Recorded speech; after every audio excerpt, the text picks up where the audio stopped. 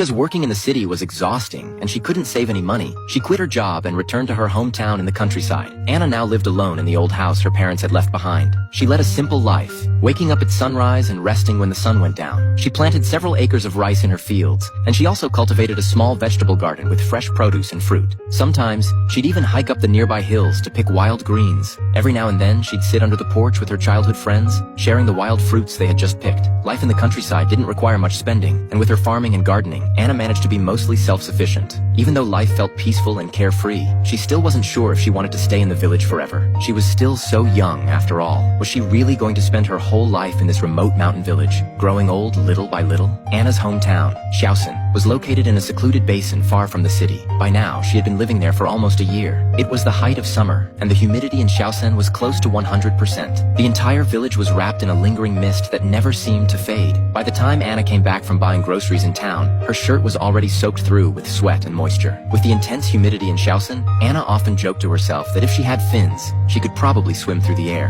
Anna's rice paddies became overrun with weeds in the summer, so she had to weed the fields almost every few days. But the weeds were incredibly resilient. Even after pulling them out by the roots, they would sprout back within days. This frustrated and exhausted her endlessly. She often thought to herself that there was simply no way to win the battle against the weeds. When she came home, even the clothes she had hung out to dry for 2 days were still damp. The kitchen utensils were also starting to grow mold. To fight the moisture, Anna began lighting up the wood-burning stove inside the house. The rising heat forced the damp air out through the chimney, and soon the room became warm and dry again. The stove wasn't just for removing humidity. Anna also used it to bake bread. Since the stove was larger than a regular oven, she could make loaves that were bigger than usual. She mixed flour with yeast, kneaded the dough carefully, and let it rise for a long, slow fermentation. Just as the dough was ready, the firewood had burned down perfectly, leaving the stove at around 200 degrees, the ideal temperature for baking bread. By the time the humidity in the house had finally cleared, the freshly baked bread was ready, golden and warm. A few days later, Anna went back to pulling weeds as usual. She used a machine to clear the field first, but then she still had to bend down and pick the rest by hand. Her back often ached from the endless crouching, and tiny bugs and mosquitoes constantly hovered in the air. On days like these,